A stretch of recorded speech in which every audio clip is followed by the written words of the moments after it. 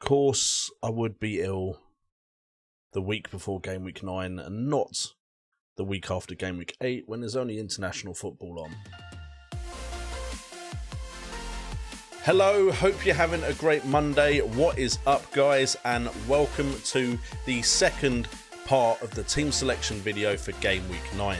This is the video where, this time anyway, I will be focused mainly on the transfers I'm considering with my two transfers in the bank for Game Week 9, but we will quickly cover what we usually cover in this episode, but it was covered in a video previously last week, which you can check out on the channel. But you know what to do before we start the video. If you want to support the content here that I make on FPL Today, please hit that like button.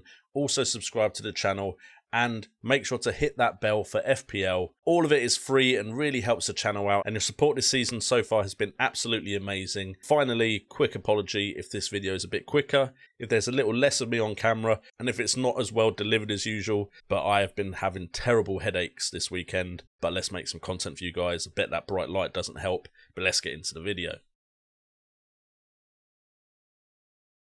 So quickly, for those of you that didn't see the last video on team selection, I did okay in Game Week 8, getting 69 points, which was above the average of 55.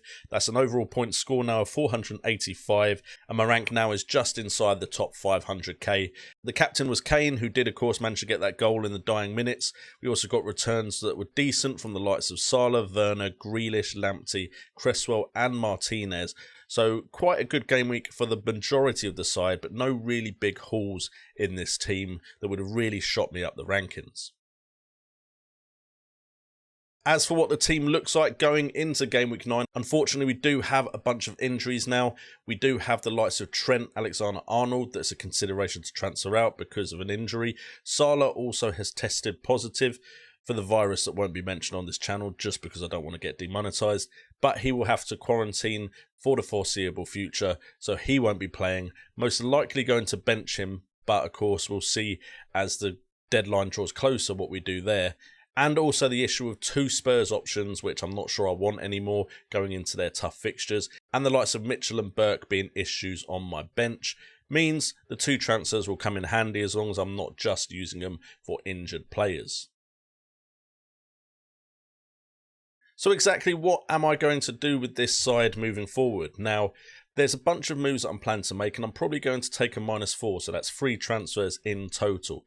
Now, quickly going over the transfers that I'm considering before we look at the stats for those players, I'm actually considering a couple of options. Now, the first option would be Trent, Son and Burke out, and what we could bring in for that is Chilwell, Ziyech and Fornals, or Cancelo, Fernandes and Souček. Now, Fornals and Souček, kind of want to get in on that West Ham side with their good fixtures, but just not sure who to go for without them having Antonio. He was my planned transfer in advance for the West Ham side.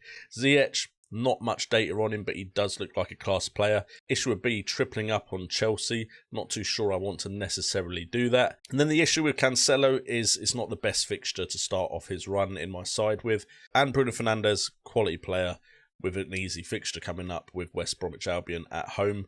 So that is the lure of Bruno Fernandes there, but Man United could do badly against a low block defence. Then the other moves we could make, Trent, Kane and Mitchell out, and we could get in Chilwell, Vardy and Kilman in their place. Kilman, of course, a great looking cheap option in the Wolves defence that looks like it should do well. Vardy scoring goals, that's what Vardy does. Even though he's getting less shots than the likes of Kane and Bamford, he's still converting a lot of chances. And I've already said many times why I want Chilwell. Then we could go Trent, Kane and Burke out instead of Mitchell. That would allow us to get in Chilwell, Vardy and Fornals, or Chilwell, Vardy and potentially Diogo Jota, because with Salah out, maybe Jota's guaranteed some game time for a couple of fixtures and then I could make a move further down the line. I kind of like the idea of that little punt. However, Liverpool do look in a bit of disarray because of all the injury. We could also go Trent, Son and Mitchell out instead of the initial one that I mentioned of Trent, Son and Burke out. With that, we could probably go with Chilwell, Bruno Fernandes and Kilman in. However, the issue I have is I do kind of want to cover City. Now, I know City don't necessarily have the form, and if I was just covering form and not fixtures, Man City wouldn't really be in my thoughts. But with that good a run for a Man City side that could go absolutely nuts in those fixtures, it kind of feels a little scary not going in with a Manchester City option. Now, There's rumours that Sterling could be injured, which would mean my favoured option would be KDB. So Trent, Son and Kane out could allow me to get Chilwell, KDB and Bamford, or Chilwell, KDB and Vardy, but that would mean I would be dropping all of my Spurs assets, and I still think there could be some points in that Spurs side despite their tough fixtures. So very difficult to decide what one of those moves is the best. So let's have the fixtures and see if that can shed some light on my issues. So we start off with the defenders first, and the first defender we're looking at is of course Ben Chilwell. I just think if you're not thinking about getting him in your side, then you're probably playing the game a little bit wrong, because he looks like an absolutely fantastic option. To me, still the best option in that Chelsea defence. I know a lot of people have looked at Zuma, but Chilwell just looks the one that is consistently going to be the most dangerous in this season. Now, £6 million for 41 points in the last 6 game weeks, 2 goals and 2 assists with underlying stats to back up that goal threat and the assists. I'm definitely interested in Ben Chilwell, but the issue with Ben Chilwell is he doesn't save me so much money that I can get in easily the likes of the Man City options of KDB, unless I take out both Spurs options. So Cancelo is an option. Don't like his first fixture with Tottenham away, but at 5.4 million, he saves 0.6 million on Chilwell if I wasn't going to go to Chilwell. He's got 24 points in the last 6 game weeks, although he hasn't played in all the games in those. He's managed to get no goals and only 1 assist, but it's his key passes at 11 and big chance created at 2, and how advanced he is up the pitch that really interests me in Cancelo, with an expected assists at 1.17. And then the third option we could be looking at is, of course, Kilman.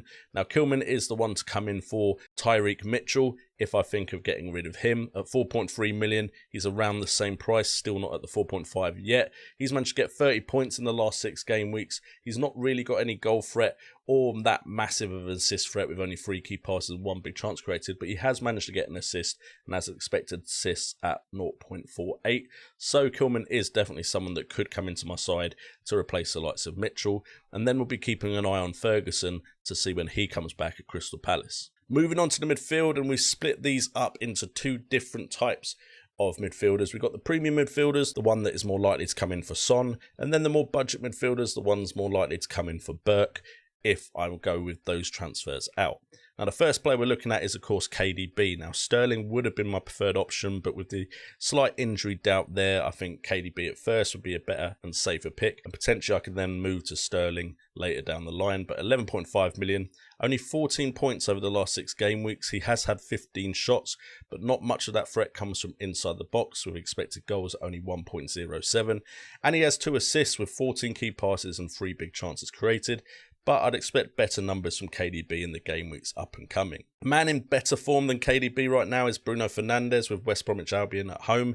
He is priced at 10.6 million with 51 points scored in the last 6 game weeks, 5 goals and 3 assists, with all the stats to back up why that has happened. He has the underlying stats, he's passing the eye test right now, and he's slowly ticking over. Maybe he's not scoring every single game week, but he's definitely getting decent returns, and he is the form option for me if I was going to make a transfer right now. And then the third man in the premium midfielders is Hakim Ziyech. A little bit less time, but he is also in form, and at 8.2 million would actually save me some money on Son that I could potentially use elsewhere. He's got 27 points in the last 6 game weeks, but of course hasn't appeared in all of those fixtures.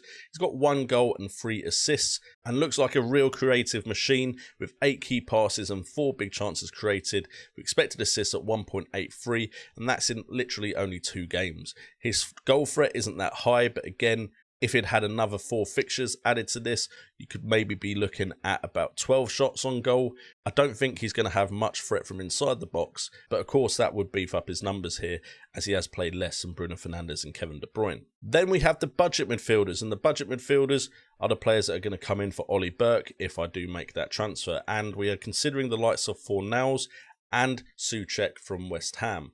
Now, West Ham look in form right now. The only issue I have is I'm not sure where all the points are going to come from. These look like the best 2 options on paper initially, although Jarrod Bowen would also be considered. However, then looking at the stats, Fornals' underlying stats don't fill me with as much hope as I would have liked. He has got 2 goals and 3 assists, however his expected goals is at 1.77, so it's a question of if I think with only 12 shots on goal and 5 on target, if he's going to keep up this kind of return of 2 goals. I'm not sure he's that type of quality of player yet, but I could be proven wrong. And then as far as creativity, only 5 key passes and 1 big chance created means I'm a bit worried about his assist potential as well. However, moving on to Souček, 4.9 million, he's cheap as chips and to be honest has decent goal threat for someone of his price, and I'm much more happy to pay 4.9 million for someone of this kind of attacking and creativity threat, with only 1 goal of course, but he's had 13 shots on goal, 1 more than Fornals, 5 on target, which is the same, and 10 from inside, 1 more than Fornals,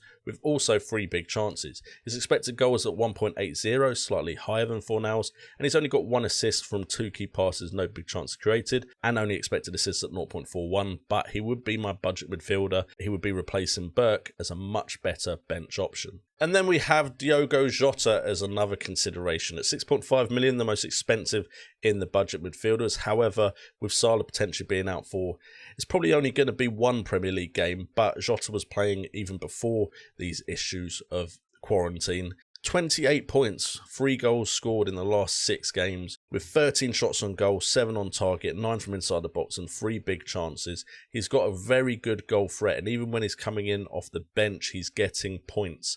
And at 6.5 million, if you had said you could get an attacking player from their front 3 in Liverpool, or even a front 4, I would probably bit your hand off at the beginning of the season. We just didn't know it was going to be an option. Of course, there is issues around him being benched, but he is playing incredibly well, and maybe Jurgen Klopp just thinks I'll have to play this guy while he's on such hot form, especially with their defensive issues. So Jota would be a gamble, but I'm definitely considering it. And then finally we move on to the forwards, and there's only really 2 forwards I'm interested in at the moment, although Ollie Watkins probably isn't too far from convincing me of his credentials right now. And the first one is Jamie Vardy. He does have Liverpool away in his next fixture, but at 10.1 million, he's slightly cheaper than Harry Kane and got 44 points in the last 6 game weeks with 6 goals. He's also got 2 assists. And despite the fact he doesn't have the same amount of shots on goal as the likes of Kane, he does have more big chances, and expected goals is at 5.78. So he definitely is a decent goal threat, and when Leicester City do get goals in games, he's often involved in those goals. So Jamie Vardy is definitely someone I'm considering to transfer in for Harry Kane. And then we have Patrick Bamford at Leeds. Now, yes, I've said it multiple times, I didn't think he'd be this good. But maybe he's turned a corner in his career, and this is the Patrick Bamford we should start getting used to. 6.1 million, he scored 37 points, 5 goals, 26 shots, 12 on target, 24 from inside the box and 9 big chances.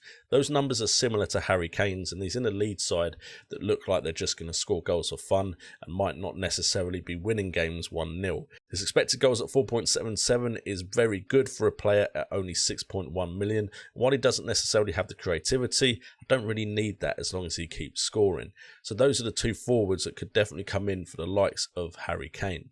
There's also the possibility that Werner leaves the club, but with Newcastle away in the next fixture, kind of want to see how he does in that before I'm in too much of a rush to get him out of the side. And guys, that is it for this video. Now, if you want to know the exact moves I make, then do go and follow me on Twitter. It's at JNO_FPL, and you'll be able to see my side just before the Gameweek 9 deadline. I also hope to start putting it up as a news feed on the YouTube channel so you guys can see my side on YouTube before the deadline as well. But I've just got to be smart enough, or at least awake enough on a Friday or Saturday to make sure I post that. Anyway guys, if you have enjoyed this content, please do hit that like button, subscribe, and hit that notification bell for FPL. I've been JNO, this has been FPL Today, and remember, it's all about the game.